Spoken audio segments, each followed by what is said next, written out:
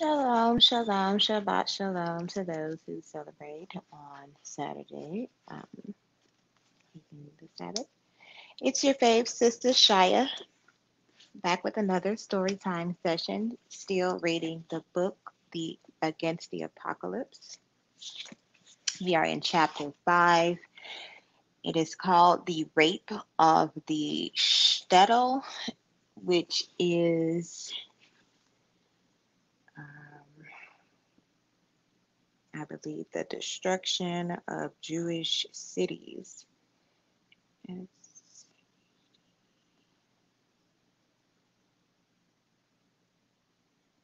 just get the definition. So, yes, a small Jewish town or village. Hmm. Okay, well, simply means town. So, the rape of the Shtetl, chapter 5. And where is this dead town? On the other side of the moon? No, he said, smiling. It's right here in Poland. Until November 1940, the Jews of Eastern Europe had never experienced ghettos per se. Attempts to restrict Jewish settlement to certain quarters in the crown cities of Poland had invariably met with failure. Even when excluded from a city, Jews simply moved nearby where they could pursue their livelihoods unimpeded. They always felt that there was safety in numbers, and when urban conditions deteriorated at the end of the 15th century for reasons of economic competition and religious intolerance, Jews jumped at the opportunity to establish new towns and to settle the territory annexed by Poland in 1569. Within a century, under the aegis of the nobility, whose power rivaled that of the king, there sprang up hundreds of new private towns where Jews were welcomed and protected.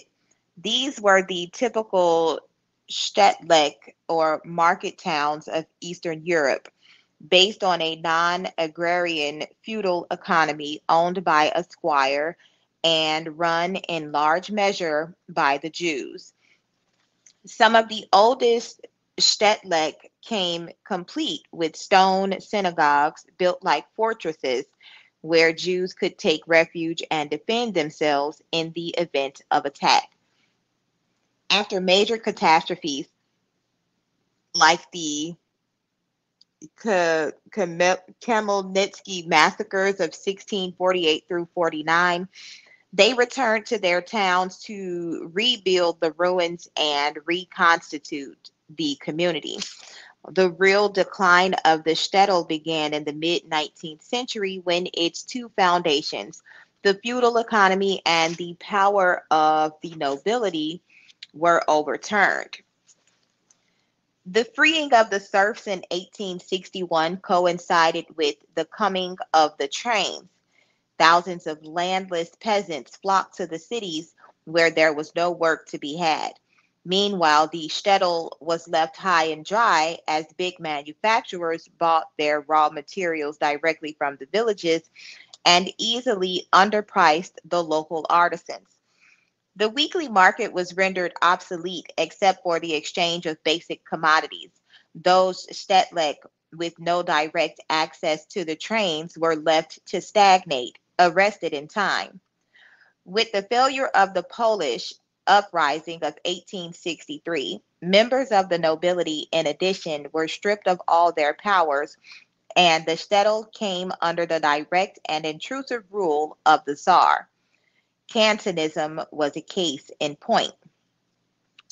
When I. L. Peretz was dispatched in 1890 to report on the shtetl economy in the province of Lublin, what he found was poverty so pervasive that it had effectively destroyed the social and religious fabric of Jewish life. But what about the statistics? Can they answer? How many empty stomachs, useless teeth, how many people whose eyes are drawn out of their sockets as with pincers at the sight of a piece of bread?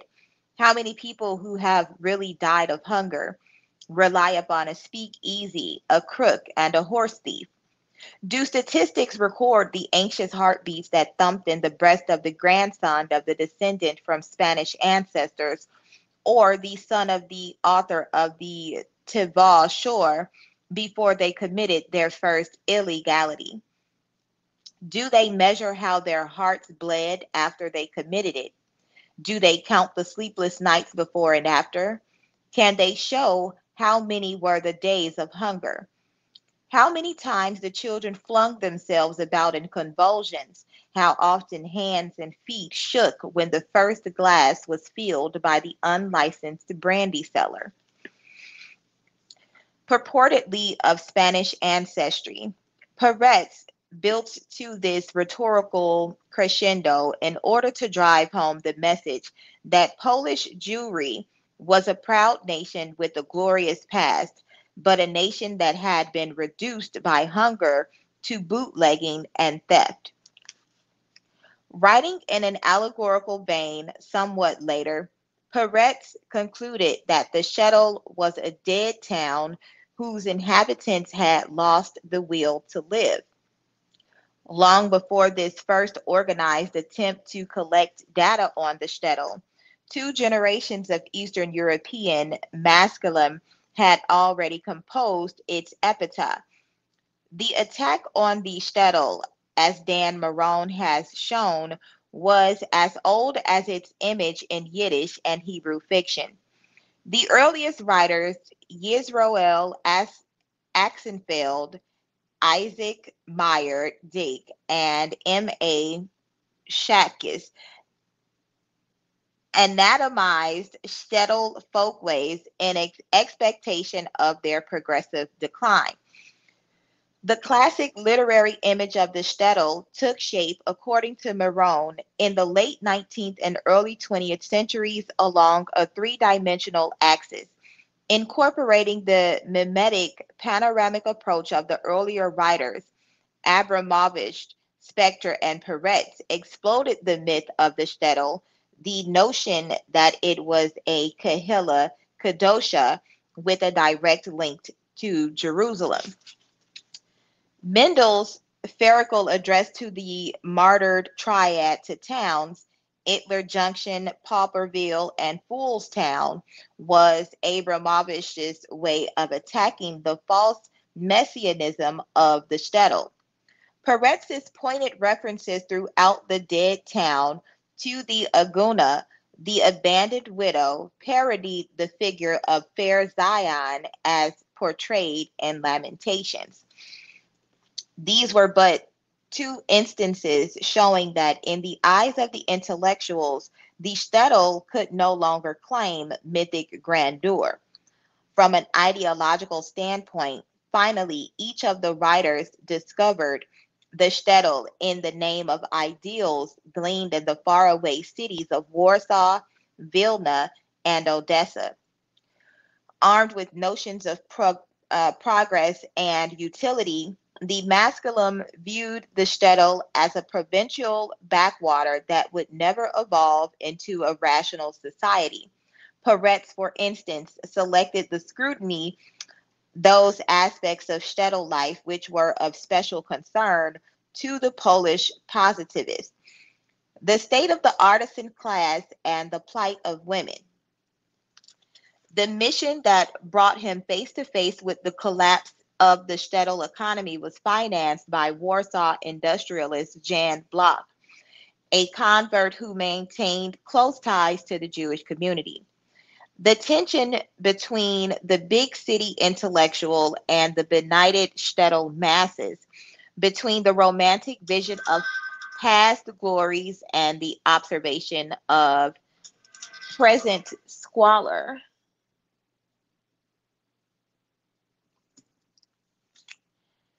between myth and reality, was perhaps never so sharply drawn as in Peretz's travel pictures, the fictionalized reportage quoted above. That Peretz then did a complete about face and began to extol the virtues of traditional piety in his neo-Hasidic tales and stories makes sense in light of the prior revolt. The myth of the shtetl could be revived only when the actual historical shtetl was presumed dead, and only if said revival were informed by ideas foreign to the shtetl itself. Of the writers such as Peretz and Ash, who were responsible for the reaffirmation of the shtetl myth, the one most relevant to the theme of catastrophe was Shalom Aleichem, see chapter 7. Readily acknowledging his debt to Abramovich, whom he deemed the grandfather of Yiddish literature, Shalom Aleichem created his own geography of Eastern Europe with such fictional place names as Maz, Mazpeth, Kimbelnich, and Gontoyarsh, each derived from another Ukrainian warrior, to suggest an unbroken tradition of enmity, a sense of past, and of bloody legend. In line with standard masculine thinking, he was at first highly critical of the shtetl and its Moors, but with time and distance, he came to appreciate its potential as a fictional shorthand for Jewish collective survival and exile.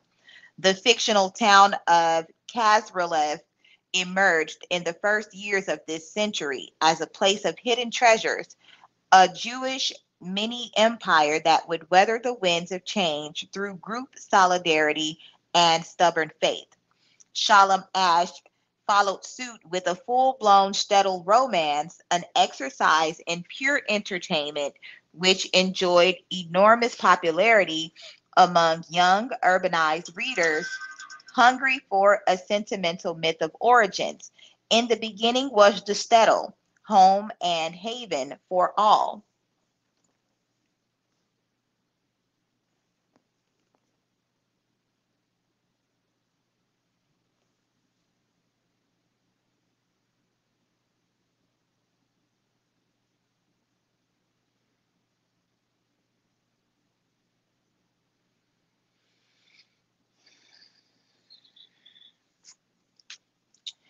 This literary transformation came just in time to register the major assaults about to be unleashed on the Jewish body politic. As the Jews of Eastern Europe were increasingly shaken by dissension from within and attacked from without, the writers squared off over the fate of the shtetl. From their competing vantage points and rival languages, the intellectuals subjected the shtetl to the acid test of history. No longer the scene of satire and comic action, the shtetl became the setting for violence and existential despair. It evolved into a perfect metaphor for the rape and rehabilitation of the whole collective enterprise that was Eastern European Jewry. Abramovich's rebound after the pogroms of the 1880s and Bialik's indictment in the wake of Kishinev were calculated to shock Jewish sensibilities at a time of national emergency. By the time, by the same token, I. M. Weisenberg's polemically titled work, A Shtetl, hit its readers like a bombshell. Less than a year had passed since the events described in the work had shaken Russian Jewry to its core. Labor unrest, brutal government reprisals, and revolutionary terror had culminated in a general strike, the granting of Russia's first constitution, and then a wave of pogroms and political reaction in October of 1905. Like Abramovich before him, Weisenberg resisted the temptation to reflect the broad spectrum of events as they had unfolded in the cities and chose instead the limited focus of the shtetl. That even the great Shalom Aleichem succumbed to this temptation shows that the choice of novella over novel and of shtetl over city was not an easy or obvious one. with its contrived plot, its romantic triangle, and its attempt to mock the very conventions it was exploiting. Shalom Aleichen's The Deluge was hardly an advance over Yekuchiel Berman's pogrom novel of the 1870s. Weisenberg's success would prove a lesson to future writers, showing that great catastrophes were best refracted through the prism of the small town. Since the shtetl had only recently acquired its romantic splendor to begin the story, as Weisenberg did with the men gathered in the house of study between afternoon and evening prayers, was to conjure up images of a Jewish community united under God, especially as the air was filled with anticipation for the approaching holiday. But when from the undifferentiated mass of men there emerge identifiable clusters of shopkeepers, tailors, shoemakers, butchers, teachers, and finally a knot of young men, caps pushed to the back of their heads, oblivious to everything around them. It was the last, surprisingly, who commanded attention. Low men on the totem pole of shtetl values, these carpenters and cobblers suddenly took a stand to protest the imposition of a monopoly on flour for the approaching holiday of Passover. Yekel, the ringleader, was shouted down and sent flying from the study house, bareheaded, his nose running blood. A shtetl was a study of violence through radical politics, the first of its kind in Yiddish and Hebrew fiction. Written to challenge the romantic revival of the shtetl, Weisenberg's novella was more profoundly an all-out attack on notions of communality, on the hegemony of learning and respectability that was said to characterize traditional Jewish society, on the supposedly inexorable bond that tied Jews to other Jews, analogous to the covenant that tied them to God. In stark and carefully selected detail, a shtetl documented the centrifugal forces that turned workers against the bosses, poor Jews against rich, carpenters against butchers. Once before, as we have seen, the shtetl had been torn apart, but the conflict between the kahal and the community had been induced from without and had lasted only as long as the Tsarist draft decree.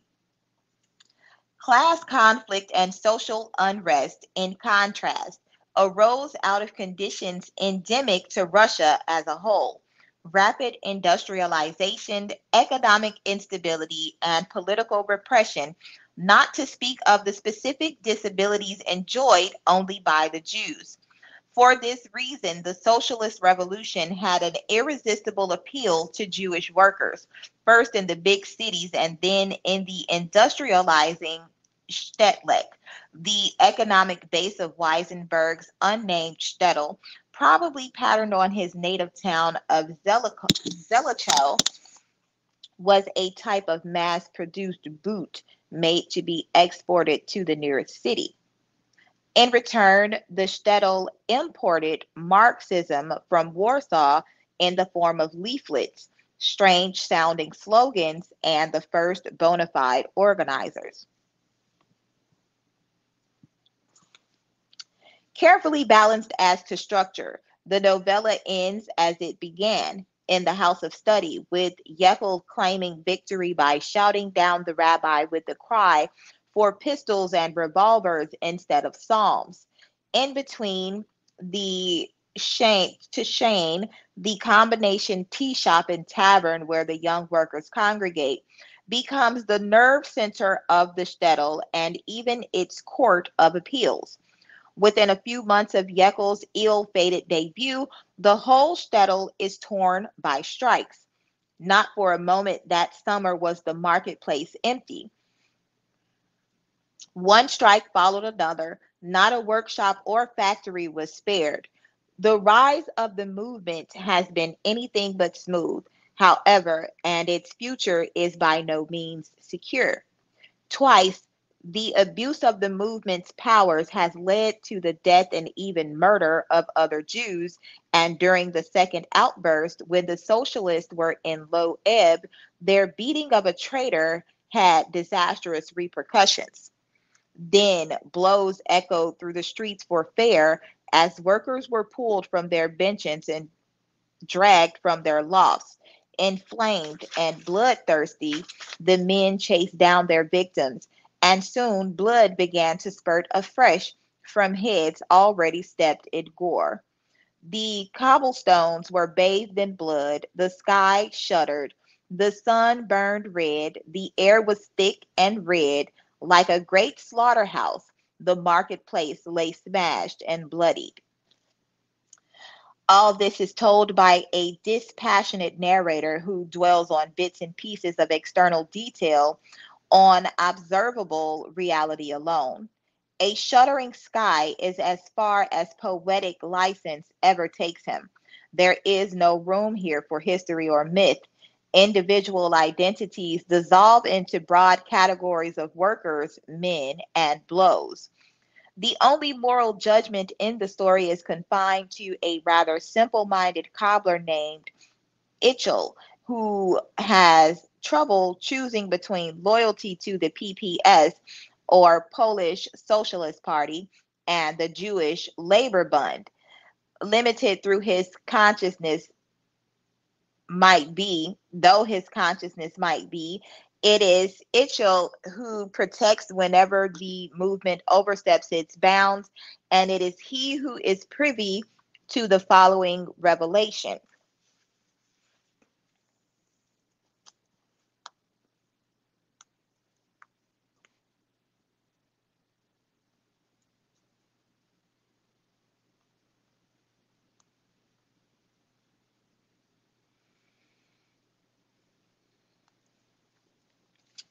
He started back to town heavy hearted, but once in the Shtetl,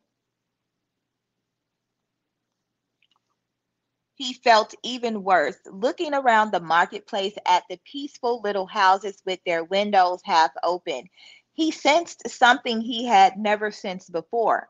There, beyond the Shtetl, lay such a vast multitude. And here everything was so small, so puny, held together by just a dab of spit.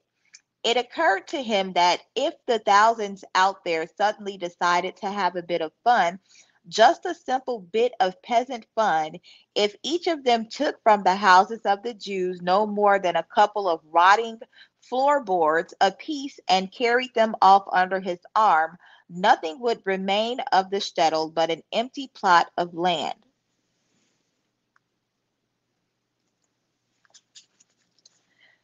Prompted by the sight that Sunday morning of a procession outside of town, a procession that combined the splendor of Christian pageantry with the fervor of Polish patriotism. Itchel's startling insight reaches far beyond the specific resolution to this story. Because the literary shtetl functions as a form of shorthand, its lessons carry over to the fate of Eastern European Jewry as a whole. Whatever choices made and whatever bloody victories won within the shtetl are overwhelmed by the larger forces that descend upon it from without. At story's end, the movement is quashed overnight by a contingent of Russian soldiers who arrest all the workers and drag them off in chains. This last procession of political prisoners recedes into the morning mist like a wandering black smudge, fulfilling the spirit, if not the letter, of Itchel's premonition. For the time being, the floorboards still remain. Through a sleight of hand, all the violence that went into shaping modern Jewish history can be made to vanish, not by a benign presence, the way in which, let us say, the adult world steps in at the end of William Golding's Lord of the Flies to rescue the young pagans from one another, but by the overarching enmity of the Gentile world. Sometimes dressed in uniform, sometimes brightly clad in peasant garb. This is not a Zionist critic, mind you. Weisenberg's loyalties are clearly on the side of the workers, and his portrayal of the Shtetl fat cats borders on caricature. Yet, although workers' solidarity is certainly an advance over the old feudal system, and although the new Shtetl image is predicated upon the radical flattening of the Shtetl myth, as Mirren puts it, Weisenberg is also alive to the precariousness of the whole endeavor. By choosing to depict the revolution in a glass of water, he lets two forces of destruction play themselves out. The one that disassembles the community by pitting young against old, workers against bosses, and the other that regards all classes and age groups within that community as rabble. When the Great War broke out, Jewish settlements all along the front were subject to pogroms, mass expulsions, and total destruction, whether at the hands of enemy forces or of the Russian army. The Russians, backed by local Poles, were convinced that every Jewish cellar harbored a secret telephone, that every Jewish windmill relayed messages to the Germans, that every synagogue and house of study had a secret arms cache, that every well contained hidden gold. Kangaroo courts took care of the rest. In Galicia and Bukovina, Gentiles prepared for the Russian onslaught by placing icons and crucifixes in their windows.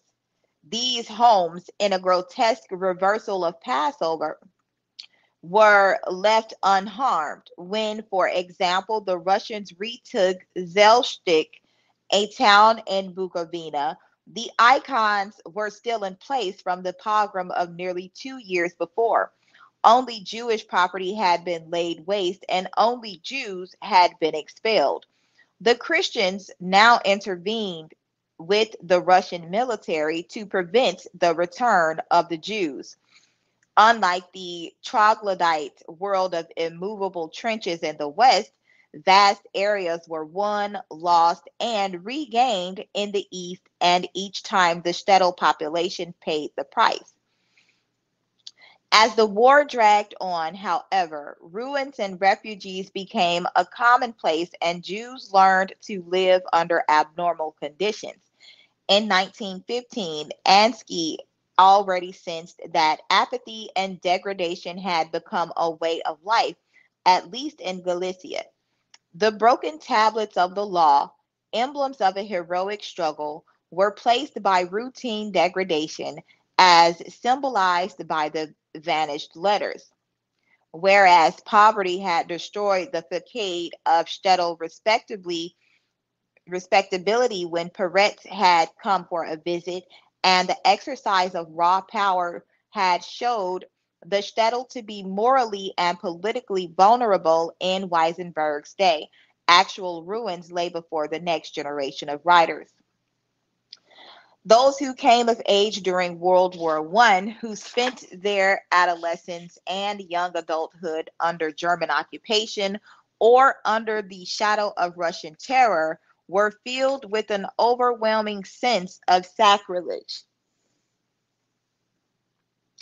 And not in this case because of Russian barbarity and German cruelty, but because of what had been irrevocably lost in the war, that final claim to Jewish sanctity, intimacy, and security. When all the bonds between Jews and God, Jews and other Jews, Jews and Gentiles seemed to have been severed, there was nothing left but to chronicle the loss. Covenantal claims were the first to go. In Lev Olitsky's collected war stories, the lone rabbi who lamented that the present destruction was worse than in Second Temple times because now we're left without Torah and without good deeds, heaven help us, was himself the butt of the author's satire. The rabbi's own children had gone astray, and he was portrayed in true masculine fashion as a man involved in arcane halakhic questions, a model of exaggerated piety with his two pairs of phylacteries. Olitsky drew an explicit link between the religious desecration and the collapse of shtetl morality. And if we, their daughters, have become whores, and if God turned the rabbi's house of study into a stable. There is scarcely a Jewish prose account, fictional or autobiographical, that does not dwell on the pornography of the war. At best, wives and especially daughters were sent to the local commandment to finagle a permit for flour, salt, lumber, or what have you, invoking nothing more than their feminine charms. This was jocularly known as delivering a betoy, a pun on the Hebrew for daughter, bat, and the German for petition, bit. But to behold the most respected merchants, those who prayed in the Hasidic Shtetl or commanded a privileged seat in the house of study, indulging in even so innocent a form of seduction was demoralizing enough. And the thin line to outright prostitution was easily crossed.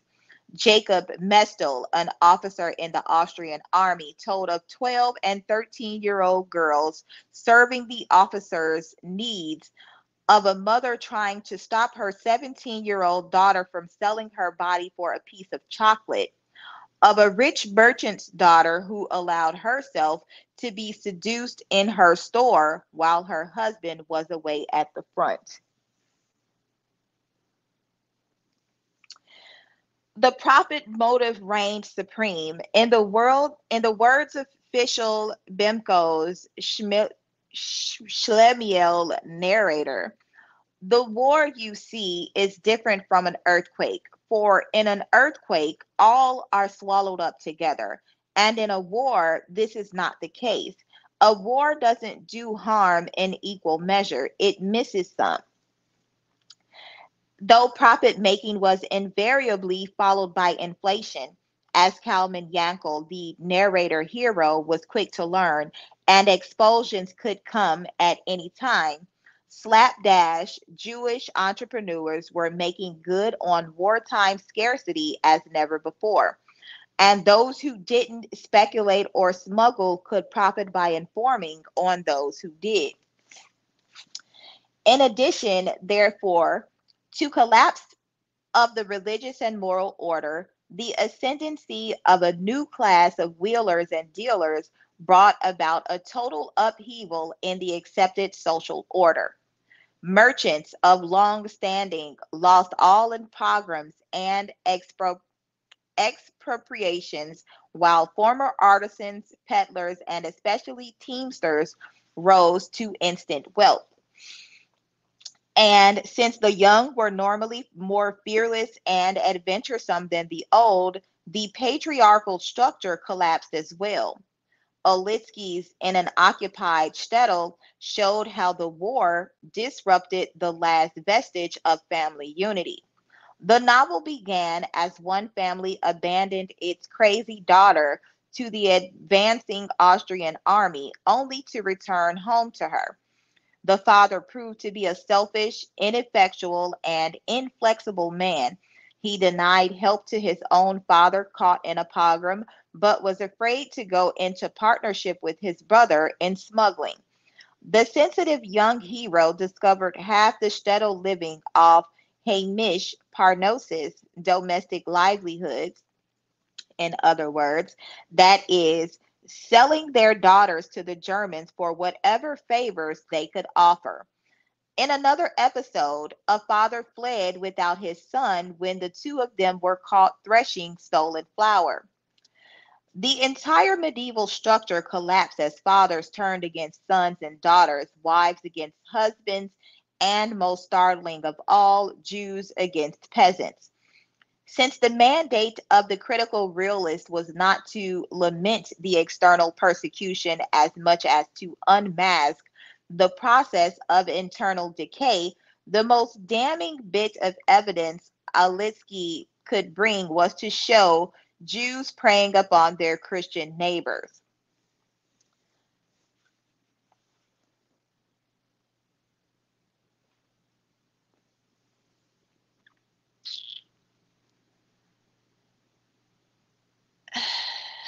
Jews cleaned up the abandoned property after the Goyim, who were torn like deeply rooted trees in a hurricane from their settlements of long standing by their exaggerated fear of the enemy.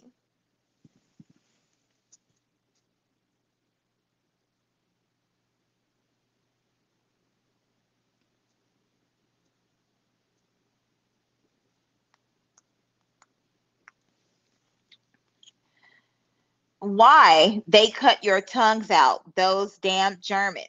The Jews had a good laugh at this Gentile credulity, serves them right, and as they busily collected the inheritance that was left to them involuntarily, they shook their heads half in sympathy and half in jest. If Esau only knew how things would turn out.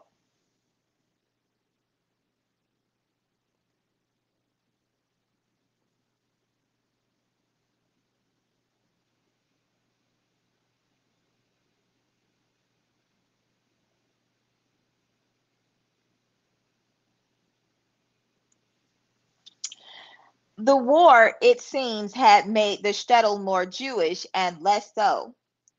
The truly indigenous Gentile population fled, leaving only the most debased specimens, the thief, the goy for the Sabbath, and their ilk. But Jewish greed for their abandoned wealth turned to total demoralization, from hoarding food, stealing furniture, stripping Gentile houses bare, and hauling wheat on the Sabbath. The shtetl Jews worked themselves up to robbing the Greek Orthodox Church. A delegation of lowly peasants finally appeared before the rabbi to protest this sacrilege, pleading their case in broken Yiddish. Gentile faith, in case the reader missed the point of this grotesque story, proved more constant than that of Jews who resumed their criminal activities once Yom Kippur was over. As far as Olitsky was concerned, Jews had forfeited their claim even to being victims of catastrophe.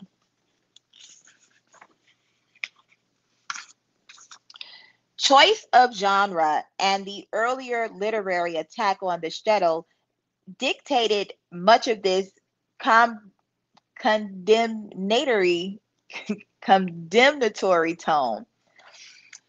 Olitsky's shtetl was Mendel's geography revisited.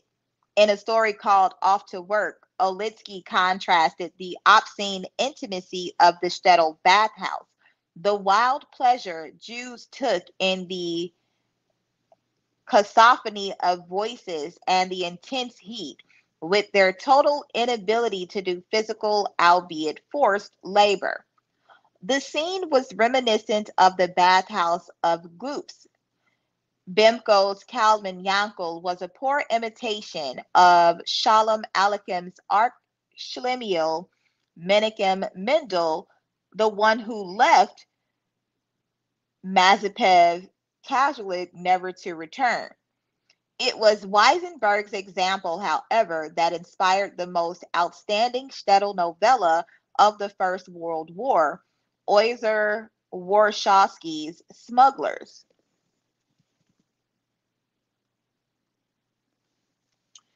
If Weisenberg's shtetl strikers were reduced to faceless mobs propelled by the cycles of growing violence, Warshawski's smugglers were examples of raw sexuality. Every action emanated from their physical desires. As in Weisenberg, the grand scheme of destruction and redemption was relegated to the background, and not till story's end did history intrude upon the best laid plans of very mortal men. Warshawski can also be located within the larger tradition of critical realism, with his focus on the animal and man, his transcription of vulgar speech, his focus on a spectrum of three characters in lieu of a central hero, his beginning in medias res during the German occupation, rather than beginning with the guns of August or with a Jewish soldier returning or deserting from the front, and finally with the naturalist determinism that saw heredity and environment governing of all man's behavior.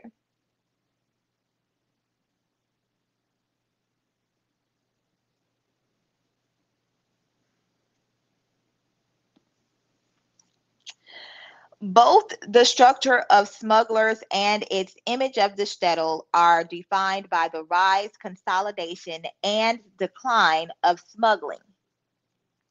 We begin modestly enough in the muddled brain of Pantel, the teamster, who hits upon a plan to smuggle basic commodities to the starving capital of Warsaw.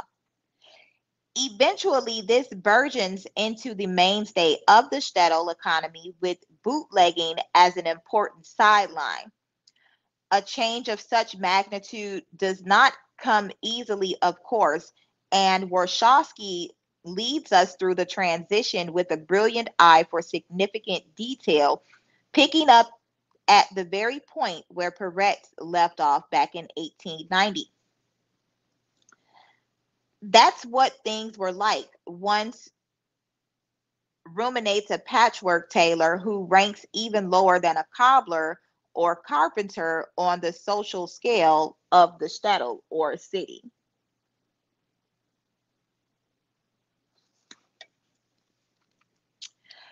In the good old days, when there was peace on earth and a pound of fine rye bread cost just 5 kopecks, once upon a time, that's all disappeared like a dream, a nightmare, since the war's broken out. Because of our many sins, at Yitzchak Yoin, the tailor would add. Nowadays, who does any work nowadays? Who orders any clothes? Business has just died off. Everybody's into buying and selling. It's as bad as can be. So, what can you do about it?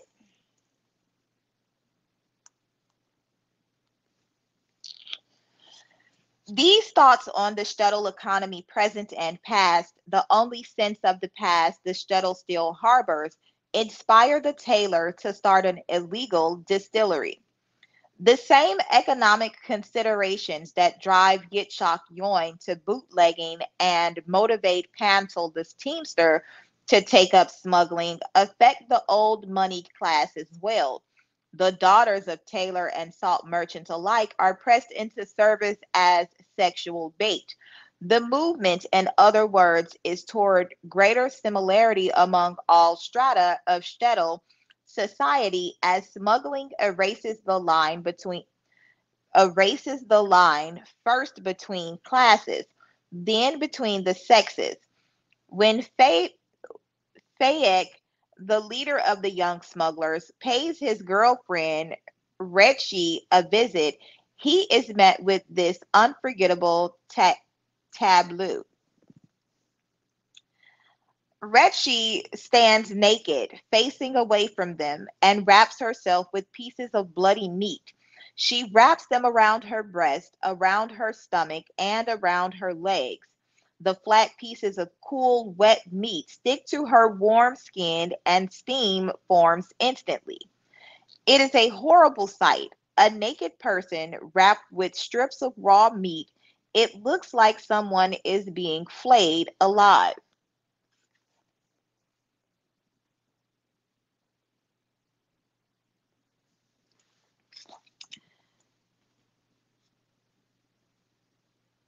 Retchi cries out, Grudem, her brother, and Fayek, look, do you see what a moneymaker she is? And Fael begins to respect Retchi, and she seems to him somehow different, on a higher plane than he. Who would think of looking for contraband on a body?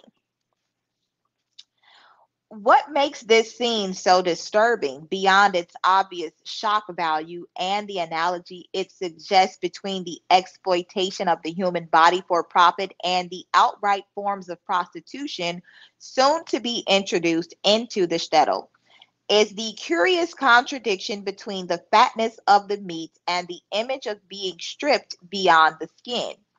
The new realism of writers such as Warshawski carries with it a modern emphasis on sensation as opposed to mind, on the touch, smell, sight, and sound of violence. The truest image in such a scheme is the one whose very extremity of a nakedness beyond the skin, of animal passions in human garb, upsets the facade of civility. This brings us to the ultimate merger effected by the new culture of smuggling, the merger of Jews and Gentiles. Three Polish whores are brought in from Warsaw to divert the German guards along the road, and soon these business partners displace the wives of the Jewish smugglers in bed. Smuggling is the great leveler, an almost cataclysmic force that brings down old barriers and inhibitions.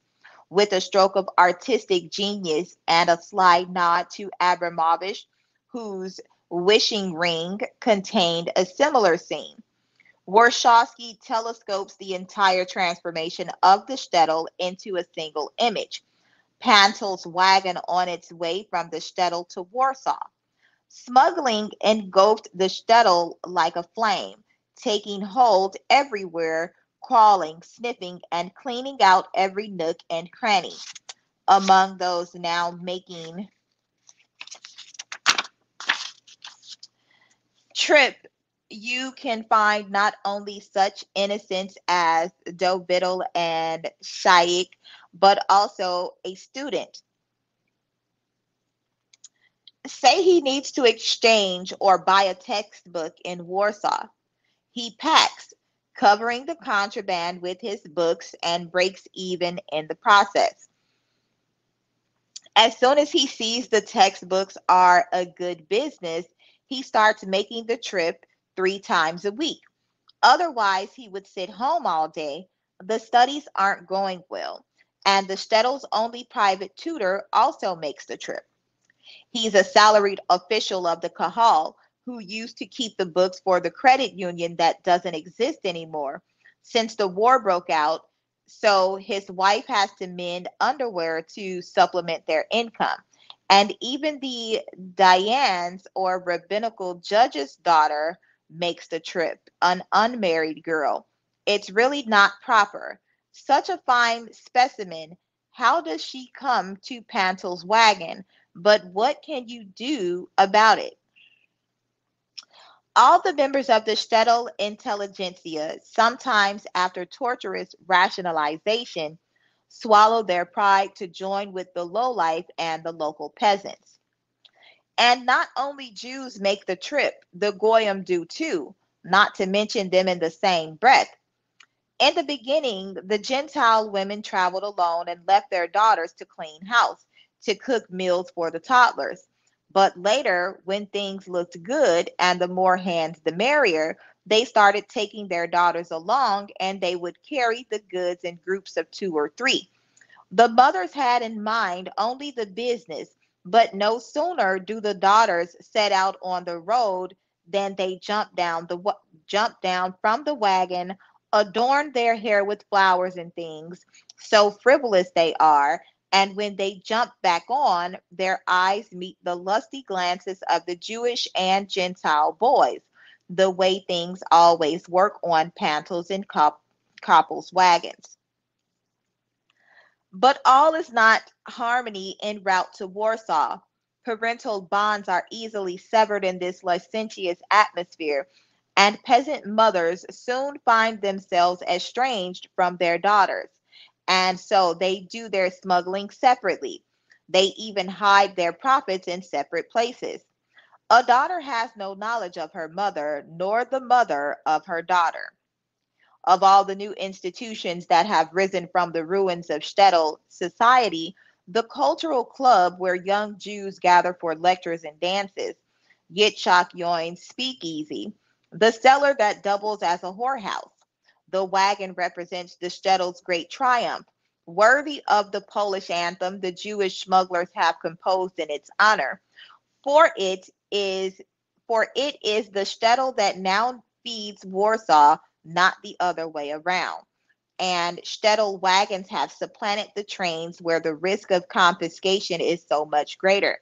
But like the culture clubs and speakeasies, the wagon contains within it the seed of its own destruction, sexual anarchy, generational dislocation, and the rule of passion are the price of economic success. Pantel's son Mendel turns against his father when both take a fancy to Nachi, the youngest of the three whores from Warsaw. The cellar resounds with their blows, which poor Nachi is helpless to stop. And even the Polish militia is shocked by what it sees. On the following Sabbath, the air in the study house is thick with vicarious sexuality. Some of the more observant young men, with pale faces and blue rings under their restless eyes, would give anything to know who this broad was. Exactly. Could it be the tart with the blue eyes and blonde curls? And at the very thought of her, the corners of their mouths grow moist and they began swaying with great fervor, each time banging up against the lectern in front of their noses. Father and son are finally reunited by their mutual hatred for the Shtetl fat cat, and the study house explodes with violence, dividing the Shtetl along the more familiar lines of old money against new. Similarly, when the rabbi tries to close down the cultural club as a hotbed of hearsay, he succeeds only in turning the young against the religious establishment. Despite Yitzhak Yoin's defiant cry, to hell with the honest Groshen, hurrah for the crooked rubble, and despite the fact that the leadership passes from Mendel to his younger brother Erk, signaling the regeneration of the smugglers, the new Shtetl order is soon to be destroyed by events in the world at large. Exactly as in Weisenberg's account, the Gentiles gain the upper hand and shatter the illusion of Jewish power. Russia sues for peace. The Germans evacuate, and suddenly a Polish military organization is formed, exclusively from the ranks of the local Christian populace.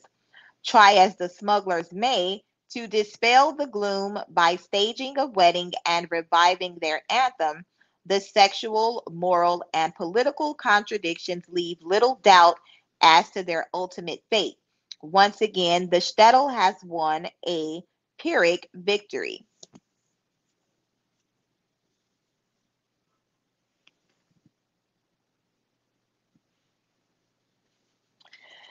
What form the final collapse of the shtetl would take was now guided by the political misfortunes of Eastern Europe.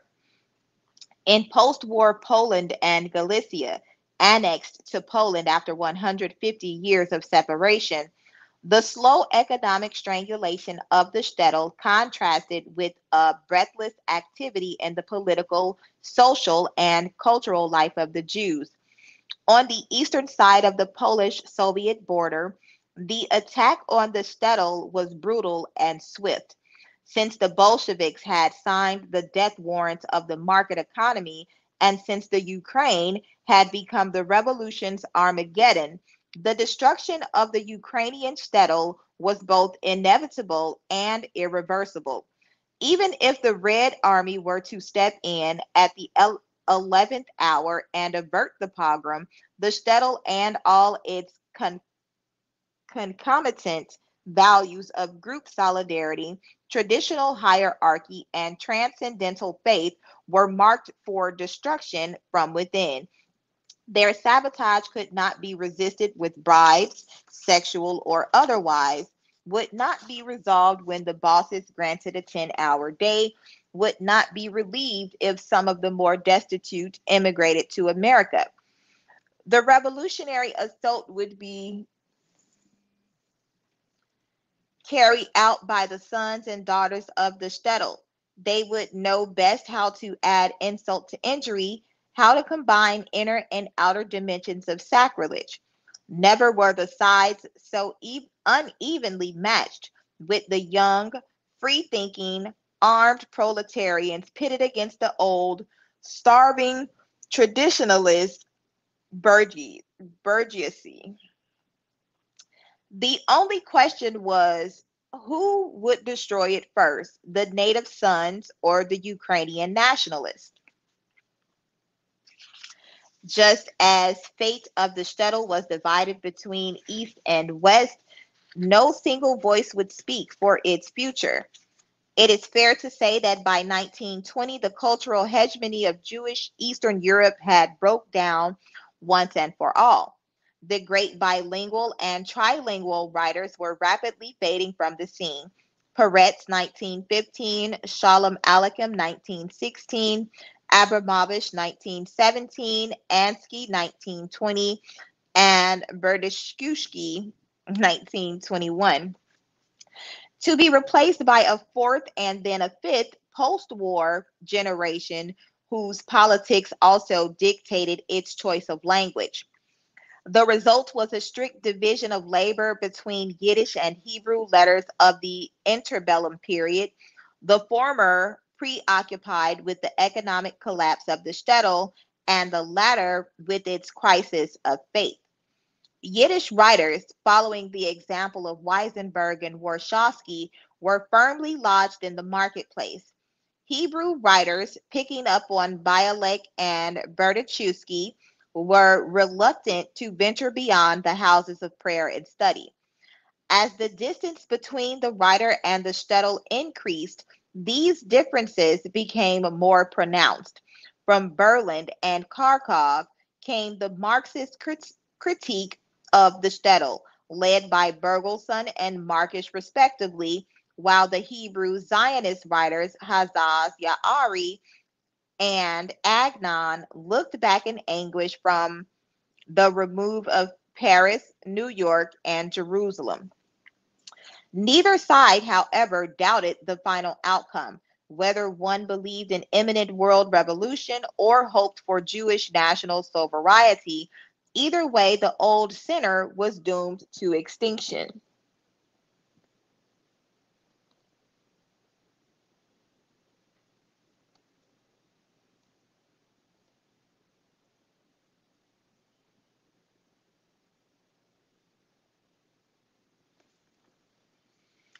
By coding catastrophe through the image of the shtetl, the novelist arrived at results analogous to those of the poets.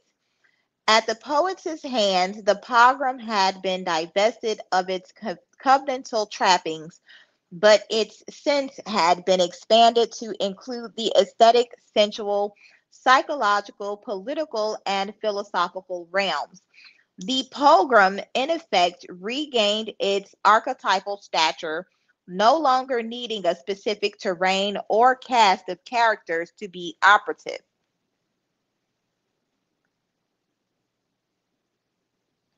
Similarly, the fictional attack that aimed at cutting the shtetl down to size revealed paradoxically its ongoing relevance.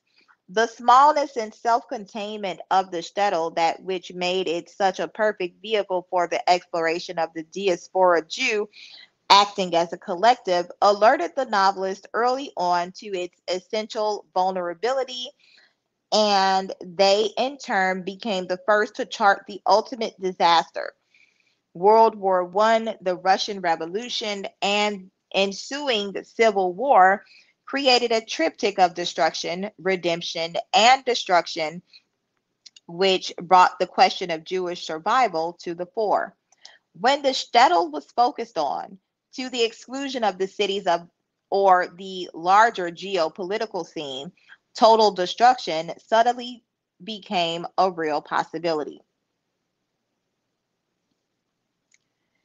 The focusing process, as already noted, took many years to perfect. Abramovich had fixed his unrelenting gaze on the inner dynamics of the traditional community and predicted that when Pauperville burned to the ground, the centrifugal force of Jewish catastrophe would bring ruin to the entire Pale of settlement.